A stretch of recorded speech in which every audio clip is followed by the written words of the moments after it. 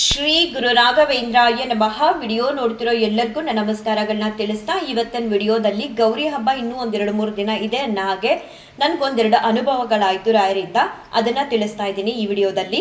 ಅದಕ್ಕೂ ಮೊದಲು ನಾವು ರಾಯರನ್ನ ನೋಡಿ ಭಯ ಪಡಬಾರ್ದು. ರಾಯರು ಏನೋ ಮಾಡ್ಬಿಡ್ತಾರೆ, ರಾಯರಿಂದ ಏನೋ ಆಗುತ್ತೆ ಮುಂದೆ, ರಾಯರು ಹೀಗೆ ಮಾಡ್ತಾರೆ ಹಾಗೆ ಮಾಡ್ತಾರೆ ಅಂತ ಎಲ್ಲ ಅನ್ಕೋಬಾರ್ದು. ರಾಯರು ಅಂದ್ರೆ ಪ್ರೀತಿ, ರಾಯರಂದ್ರೆ ಭಕ್ತಿ. ಯಾವಾಗ ನಾವು ರಾಯರ ಮುಂದೆ ಪ್ರೀತಿಯಿಂದ ಕೂತು ಮಾತಾಡ್ತೀವೋ, ಅವ್ರಿಗೆ ಗೌರವ ತೋರಿಸ್ತಾ ಭಕ್ತಿಯಿಂದ ಪೂಜಿಸ್ತೀವೋ, ಅವಾಗ ಮಾತ್ರ ಈ ರೀತಿಯೆಲ್ಲ ಅನುಭವಗಳಾಗೋದಕ್ಕೆ ಸಾಧ್ಯ ಆಗುತ್ತೆ ಅಂತ ತಿಳಿಸ್ತೀನಿ. ನಾನು ಗುರುವಾರ ಮಧ್ಯಾಹ್ನ ರಾಯರ ಹತ್ರ ಕೇಳ್ಕೊಂಡೆ, ಗೌರಿ ಹಬ್ಬ ಬರ್ತಿದೆ, ನನ್ಗೊಂದು ಜೊತೆ ಬಟ್ಟೆ ಕೊಡಿಸ್ಬಾರ್ದ ನೀವು ಅಂತ ಹೇಳಿ. ಸರಿ, ಹಂಗೆ ಹೇಳಿದ್ಮೇಲೆ ತಕ್ಷಣ ನಾನೇ ಅಯ್ಯೋ ಸುಮ್ಮನೆ ಕೇಳಿದೆ ಬಿಡಪ್ಪ ಅಂತ ಹೇಳಿಬಿಟ್ಟು ದೇವ್ರ ಮನೇಲಿ ನಂದು ಮಧ್ಯಾಹ್ನದ ಏನು ಸೇವೆ ಇತ್ತು ಸಲ್ಲಿಸಿ ರಾಯರ ಜೊತೆ ಮಾತಾಡ್ಕೊಂಡು ಹೋದೆ ದೇವ್ರ ಮನೆಯಿಂದ. ಆ ವಿಚಾರನ ನಾನು ಅಲ್ಲೇ ಮರೆತು ಬಿಟ್ಟೆ, ಕೇಳಿದೆ, ಹೋಗ್ಲಿ ಬಿಡಪ್ಪ ಅಂತಲೂ ಕೂಡ ಹೇಳಿಬಿಟ್ಟೆ, ಸುಮ್ಮನಾದೆ. ಶುಕ್ರವಾರ ಸಂಜೆ 5 ಗಂಟೆಗೆ ನಾನು ಅಂದ್ಕೊಂಡೇ ಇರಲಿಲ್ಲ, ನಮ್ಮನೆ ಹತ್ರ ನನ್ನ ಫ್ರೆಂಡ್ ಒಬ್ಬರು ಬಂದು ಬಟ್ಟೆನ ಕೊಡ್ತಾರೆ. ಅದಕ್ಕೂ ಮುಂಚೆ ಏನೆಲ್ಲ ಆಯಿತು ಅಂದರೆ, ನನ್ನ ಫ್ರೆಂಡ್ ಒಬ್ಬರು ಮೈಸೂರಲ್ಲಿದ್ದಾರೆ, ಅವ್ರು ಅವಾಗವಾಗ ನಮ್ಮೂರಿಗೆ ಬರ್ತಿರ್ತಾರೆ. ಬುಧವಾರನೇ ನನಗೆ ಅವರು ಫೋನ್ ಮಾಡಿದರು, ನಾನು ಈ ಥರ ಮನೇಲಿ ಮುತ್ತೈದೆ ಪೂಜೆ ಇದೆ, ನಮ್ಮ ಅಕ್ಕ ಬಾವನ್ಗೆ ಹುಷಾರಿಲ್ಲ ಅನ್ನೋ ಕಾರಣಕ್ಕೆ ಬೆಂಗಳೂರಲ್ಲಿದ್ದಾರೆ, ಈ ಸಲ ಹಬ್ಬನ ನಾನೇ ಮಾಡಬೇಕು ರಶ್ಮಿ, ಹಾಗಾಗಿ ಈ ಊರಿಗೆ ಬಂದು 2 ದಿನ ಆಯಿತು ಅಂತ ಹೇಳಿದ್ರು. ಸಾಮಾನ್ಯವಾಗಿ ಅವರು ಈ ಊರಿಗೆ ಬಂದಾಗೆಲ್ಲ ನಮ್ಮ ಮನೆಗೆ ಬಂದೇ ಬರ್ತಾರೆ. ನಾನು ಹೇಳಿದೆ ಬನ್ನಿ ಗೀತಾ ನಮ್ಮ ಮನೆಗೆ ಅಂತ ಕರೆದೆ. ಇಲ್ಲ ಬರೋದಕ್ಕಾಗಲ್ಲ, ತುಂಬ ಕೆಲಸ ಇದೆ, ಈ ಸಲ ಅಂತೂ ನಾನೇ ಮಾಡಬೇಕು, ಸಿಕ್ಕಾಬಟ್ಟೆ ಮನೇಲಿ ಕೆಲಸಗಳಿದೆ ರಶ್ಮಿ, ಬಂದಿದ್ದೀನಿ ಅಂತ ಹೇಳೋದಕ್ಕೆ ಫೋನ್ ಮಾಡಿದೆ, ಇನ್ನೊಂದು ಸಲ ಯಾವಾಗಲಾದರೂ ಬರ್ತೀನಿ ಅಂತ ಹೇಳಿದ್ರು. ಸರಿ, ನಾನು ಅವ್ರಿಗೆ ಹೇಳಿದೆ, ಆಯಿತು ಏನು ಟೆನ್ಷನ್ ಮಾಡ್ಕೋಬೇಡಿ, ಅವರು ಇದೇ ಮೊದಲನೇ ಸಲ ಅವ್ರ ಮನೇಲಿ ಮುತ್ತೈದೆ ಪೂಜೆ ಮಾಡ್ತಿದ್ದು, ಯಾಕಂದ್ರೆ ಮನೇಲಿ ಇನ್ನೊಬ್ರು ಸೊಸೆ ಯಾವಾಗ್ಲೂ ಮಾಡ್ತಿದ್ರು, ಇವ್ರು ಯಾವಾಗ್ಲಾದ್ರೂ ಬರೋರು ಪೂಜೆಗೆ ಅಟೆಂಡ್ ಮಾಡೋರು ಹೋಗ್ತಿದ್ರು. ಆದ್ರೆ ಈ ಸಲ ಅವರೇ ಎಲ್ಲಾ ಜವಾಬ್ದಾರಿನೂ ತಗೊಂಡು ಒಂದ್ ಕಡೆ ಮನೇಲಿ ಪುರೋಹಿತರನ್ನ ಕರೆಸಿ, ಅಂದ್ರೆ ಅವ್ರ ಕಡೆ ಬುದ್ಧಿಯವರು ಅಂತ ಹೇಳ್ತಾರೆ, ಅವ್ರನ್ನ ಕರೆಸಿ ಪೂಜೆ ಮಾಡೋದ್ರ ಜೊತೆಗೆ ಒಂದಷ್ಟು ಜನಕ್ಕೆ ಮನೇಲಿ ಅಡುಗೆ ಮಾಡಿ ಊಟ ಕೂಡ ಬಡಿಸ್ಬೇಕಿತ್ತು. ಸ್ವಲ್ಪ ನರ್ವಸ್ ಆಗ್ತಿದ್ರು. ನಾನು ಹೇಳ್ದೆ ಅವ್ರಿಗೆ, ಏನು ಟೆನ್ಷನ್ ಮಾಡ್ಕೋಬೇಡಿ, ಯಾರ್ದಾದ್ರೂ ಹೆಲ್ಪ್ ತಗೊಂಡು ಮಾಡಿ ಎಲ್ಲ ಒಳ್ಳೇದಾಗ್ಲಿ ಅಂತ ನಾನು ಕೂಡ ಫೋನಲ್ಲಿ ಹೇಳ್ದೆ. ಹಾಗೂ ಅಂದೆ ಅವ್ರಿಗೆ ಒಂದು ಮಾತು, ಬನ್ನಿ ಗುರುವಾರ ರಾಯರ ಮುಂದೆ ಇಟ್ಟಿರೋ ರವೆ ಉಂಡೆನ ನಿಮ್ಗೆ ಕೊಡ್ತೀನಿ ಅಂತ. ಇಲ್ಲ ಬರೋದಕ್ಕೆ ಟೈಮ್ ಇಲ್ಲ, ಇನ್ನೊಂದ್ಸಲ ಯಾವಾಗ್ಲಾದ್ರೂ ಬರ್ತೀನಿ ಅಂತ ಹೇಳಿ ಅವರು ಕೂಡ ಸುಮ್ಮನಾದ್ರು. ನಾನು ಗುರುವಾರ ಮಧ್ಯಾಹ್ನ ರಾಯರ ಹತ್ರ ಈ ರೀತಿಯಾಗಿ ಕೇಳ್ಕೊಂಡಿದ್ದೆ, ಅಪ್ಪ ಒಂದ್ ಜೊತೆ ಬಟ್ಟೆ ಕೊಡ್ಸಿ ನೀವು, ಗೌರಿ ಹಬ್ಬ ಬರ್ತಿದೆ ಅಂತ ಕೇಳ್ಬಿಟ್ಟು ಸುಮ್ಮನೆ ಹೇಳ್ದೆ ಅಂತ ಕೂಡ ನಾನು ಸುಮ್ಮನಾಗಿ ಹೋಗ್ಬಿಟ್ಟಿದ್ದೆ. ಶುಕ್ರವಾರ ಒಂದು 4:45 5 ಗಂಟೆ ಹತ್ತತ್ರ ನಮ್ಮನೆ ಡೋರು ಟ್ಯಾಪ್ ಆಗ್ತಿತ್ತು. ನಾನು ಅನ್ಕೊಂಡೇ ಇರ್ಲಿಲ್ಲ ನನ್ನ ಫ್ರೆಂಡು ಗೀತಾ ಅನ್ನೋರು ಬರ್ತಾರೆ ಅಂತ. ನಮ್ಮನೆಯವ್ರು ಒಂದೊಂದ್ಸಲ ಸ್ಕೂಲಿಂದ ಬೇಗ ಬರ್ತಾರೆ, ಅವ್ರು ಬಂದಿರ್ಬೋದೇನೋ ಅಂತ ಅನ್ಕೊಂಡು ಡೋರ್ ಓಪನ್ ಮಾಡಿದೆ. ನೋಡಿದ್ರೆ ನನ್ನ ಫ್ರೆಂಡ್ ಗೀತಾ ಅನ್ನೋರು ಬಂದಿದ್ರು. ತುಂಬಾ ಖುಷಿ ಆಯ್ತು, ಒಳಗಡೆ ಕರೆದೆ. ಅವ್ರಿಗೆ ನಾನು ಮಾಡ್ಕೊಡೋ ಟೀ ಅಂದ್ರೆ ತುಂಬಾ ಇಷ್ಟ. ಯಾವಾಗ್ಲೂ ಅವರು ಒಂದೊಂದ್ಸಲ ಫ್ರೀ ಮಾಡ್ಕೊಂಡು ಬಂದು ನಾನು ಮಾಡ್ಕೊಡೋ ಟೀನ ಕುಡ್ದು ಹೋಗ್ತಾರೆ. ಸರಿ, ಟೀ ಎಲ್ಲ ಕುಡ್ದಾದ್ಮೇಲೆ ಅವರು ಮಾತಾಡ್ತಾ ಹೇಳಿದ್ರು, ಹೀಗೆ ನಿನ್ಗೆ ಗೌರಿ ಹಬ್ಬಕ್ಕೆ ಅಂತ ಹೇಳಿ ಬಟ್ಟೆ ಕೊಡೋಣ ಅಂತ ಬಂದೆ, ತುಂಬಾ ಬ್ಯುಸಿ ಇದ್ದೀನಿ, ಹೆಚ್ಚಿಗೆ ನಾನು ಇಲ್ಲಿ ಕೂರಕ್ಕಾಗಲ್ಲ, ಮನೇಲಿ ಕೆಲಸ ಇದೆ, ನಿಂಗೆ ಗೊತ್ತು ಮನೇಲಿ ಪೂಜೆ ಇದೆ ಅಂತ ಹೇಳಿ ನನಗೆ ಡ್ರೆಸ್ನ ಕೊಟ್ಟು ಹೋದ್ರು. ಏನಂದ್ರೆ ಗುರುವಾರ ಮಧ್ಯಾಹ್ನ ತಾನೇ ರಾಯರ ಹತ್ರ ಕೇಳಿದ್ದೀನಿ, ನನ್ಗೊಂದ್ ಜೊತೆ ಬಟ್ಟೆ ಕೊಡಿಸಿ ಗೌರಿ ಹಬ್ಬಕ್ಕೆ ಅಂತ. ಆಕ್ಚುಲಿ ಬುಧವಾರ ಸಂಜೆ ಅಂದ್ರೆ ಮಧ್ಯಾಹ್ನ ಟೈಮು ನಾನು ಮಾತಾಡಿದ್ದೀನಿ ನನ್ನ ಫ್ರೆಂಡ್ ಹತ್ರ, ಗೀತಾ ಅನ್ನೋರ ಜೊತೆ ಬನ್ನಿ ಮನೆಗೆ ಅಂತ ಕರೆದಾಗ ಅವ್ರು ಬರಲ್ಲ ಅಂತ ಹೇಳಿದ್ರು. ಶುಕ್ರವಾರ ಅವರೇ ಬಂದು ನನ್ಗೊಂದ್ ಜೊತೆ ಡ್ರೆಸ್ನ ಕೊಟ್ಟೋದ್ರು. ಎಷ್ಟು ಖುಷಿ ಆಯ್ತು ಅಂದ್ರೆ, ರಾಯರು ಹಾಗೇನೆ ಪ್ರೀತಿನ ತುಂಬಾ ಕೊಡ್ತಾರೆ. ಅದರಲ್ಲಂತೂ ನನಗೆ ಯಾರು ಏನು ಅಂದ್ಕೊಳ್ತಾರೋ ನಂಗೆ ಅದೆಲ್ಲ ಗೊತ್ತಿಲ್ಲ. ರಾಯರನ್ನ ನಾವೆಷ್ಟು ಪ್ರೀತಿಸ್ತೀವಿ, ನಾವೆಷ್ಟು ಭಕ್ತಿ ಶ್ರದ್ಧೆಯಿಂದ ಅವ್ರನ್ನ ಪೂಜಿಸ್ತೀವಿ, ಮತ್ತೆ ನಾವು ಅವ್ರಿಗೆ ಎಷ್ಟು ಗೌರವ ಕೊಡ್ತೀವಿ, ನಮ್ಮ ಎಂಥ ಚಿಕ್ಕ ಪುಟ್ಟ ಆಸೆಗಳನ್ನು ಕೂಡ ರಾಯರು ಅದನ್ನ ಕಡೆಗಣಿಸಲ್ಲ. ನಾವು ಸುಮ್ಮನೆ ಬಾಯಿ ಮಾತಾಗಿ ಕೇಳಿದ್ರು ಕೂಡ ರಾಯರು ಅದನ್ನ ನಮಗೆ ಕರುಣಿಸ್ತಾರೆ. ನನ್ಗೆ ಇದುವರೆಗೂ ನಾನು ಕೇಳಿರೋದನ್ನ ಯಾವುದೂ ಕೂಡ ಇಲ್ಲ ಅಂತ ಹೇಳಿಲ್ಲ. ಕೆಲವೊಂದೊಂದು ತಡ ಆಗಿರ್ಬೋದು, ಬಟ್ ಎಲ್ಲವನ್ನು ಕೂಡ ರಾಯರು ಕೊಟ್ಟಿದ್ದಾರೆ. ತುಂಬಾ ಅಂದ್ರೆ ತುಂಬಾ ಖುಷಿ ಆಯ್ತು. ಆಕ್ಚುಲಿ ಅವರು ಬುಧವಾರ ವೇರ್ ಮಾಡು ಅಂತ ಹೇಳಿದ್ರು, ನಾನು ಸ್ವಲ್ಪ ಲೂಸ್ ಇತ್ತು ಆದ್ರೂ ಪರವಾಗಿಲ್ಲ ಅಂತ ಹೇಳಿ ನೆನ್ನೆನೆ ವೇರ್ ಮಾಡಿದ್ದೆ.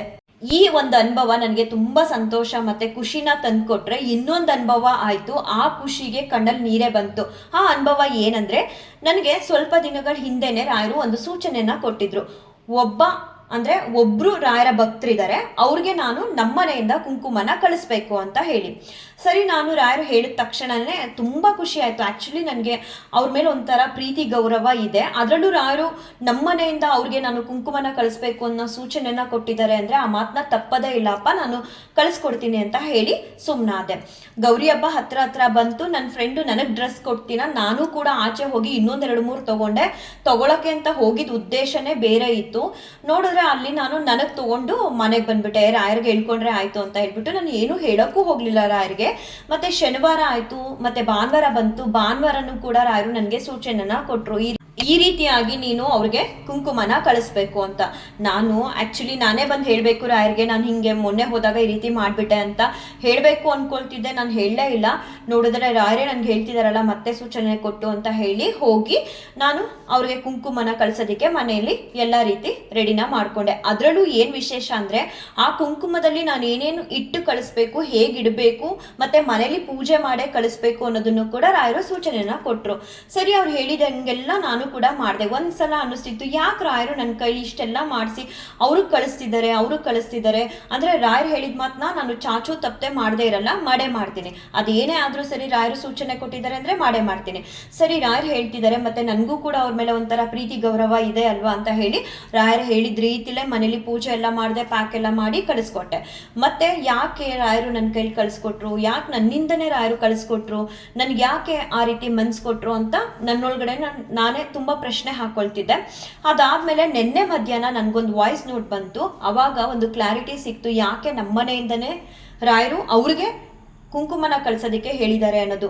ಕೇಳಿದ ತಕ್ಷಣ ನನಗೊಂಥರ ತುಂಬ ಸಂತೋಷಕ್ಕೆ ಕಣ್ಣೀರೇ ಬಂತು.